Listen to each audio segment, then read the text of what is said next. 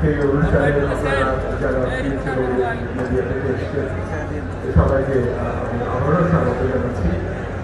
আপনারা জানেন যে আমাদের যমুনা বহুমুখী সেতু 1998 সালের 23 জুন উদ্বোধন হয়েছিল এবং তখন প্রয়োজন দেখা দিয়েছিল একটি রেল লিঙ্ক, এবং তখন যদিও যমুনা বহুমুখী দৃষ্টি রেল সেতুর জন্য নির্মিত হয়নি, তবু একটি রেল সেতু সিঙ্গেল লাইন যুক্ত করা হয়েছে এবং এরপর থেকে আমাদের বাংলাদেশ রেলওয়ে অনুভব করেছে, বাংলাদেশ সরকার অনুভব করেছে যে একটি ডেডিকেটেড রেল ব্রিজ যমুনা সেতু এবং সেই তাগিদ থেকে, সেই প্রয়োজনের তাগিদ থেকে এই প্রকল্পটি গ্রহণ করা হয়েছিল এবং এই প্রকল্পটি অর্থায়ন করেছে জাপান ইন্টারন্যাশনাল কর্পোরেশন,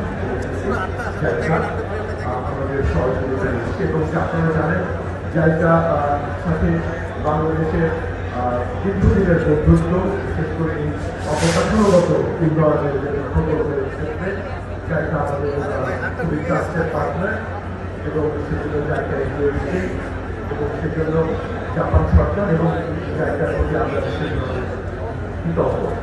এখানে যেটি হয়েছে যে এই সুবিধা যেটা আমরা পেলাম যে এর আগে যমুনা বহুমুখী সেতুতে যে রেল লাইনটি ছিল সেটি দিয়ে প্যাসেঞ্জার ট্রেন অত্যন্ত ধীর গতিতে ঘন্টায় 20 কিলোমিটার দিকে যেতে পারতো, তাতে বৃষ্টি ক্রস করতে 20 মিনিট সময় লাগতো। এই ডেডিকেটেড রেল ব্রিজ হওয়ার জন্য আসলে এই সময়টা কমে 3 মিনিটে চলে আসবে। এখানে আমরা 120 কিলোমিটার গতিতে আমরা ট্রেন চালাতে পারবো। এর মধ্যে আপনারা জানেন গত ফেব্রুয়ারি মাসের 12 তারিখ থেকে এই সিঙ্গেল লাইনে, এই ডেডিকেটেড রেল ব্রিজের সিঙ্গেল লাইনে ট্রেন যাওয়াটা শুরু হয়েছিল, যা আমরা ট্রায়াল রান করে থাকি বা যাত্রী পরিবহন করা হয়েছিল। আজকে সেটি দুটো লাইন, অর্থাৎ যেমন লাইন যেটি সেটি আজকে উদ্বোধন হয়ে গেল। এরপর থেকে দুটো লাইনে আমাদের এই যমুনা রেল ব্রিজ দিয়ে আমাদের ট্রেন চলাচল করবে।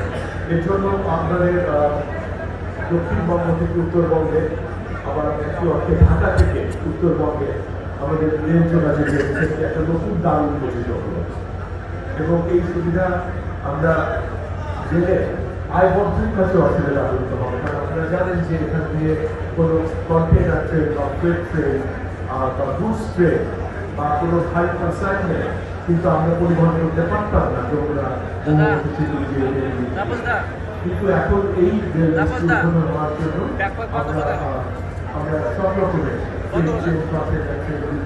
উল্লেখ করেছি। এ বিষয়ে আমরা প্রেস রিলিজে দিয়েছি যে এই সেতুতে ব্যবহার করার জন্য এই সেতু দিয়ে চলাচলকারী প্রত্যেকটি ট্রেনের যে যাত্রী সাধারণ তাদের ভাড়া বৃদ্ধি পায়। একটা বিশেষ নিয়ম আছে আমাদের রেলের, কন্টেজ চার্জ বলে এটাকে। হ্যাঁ,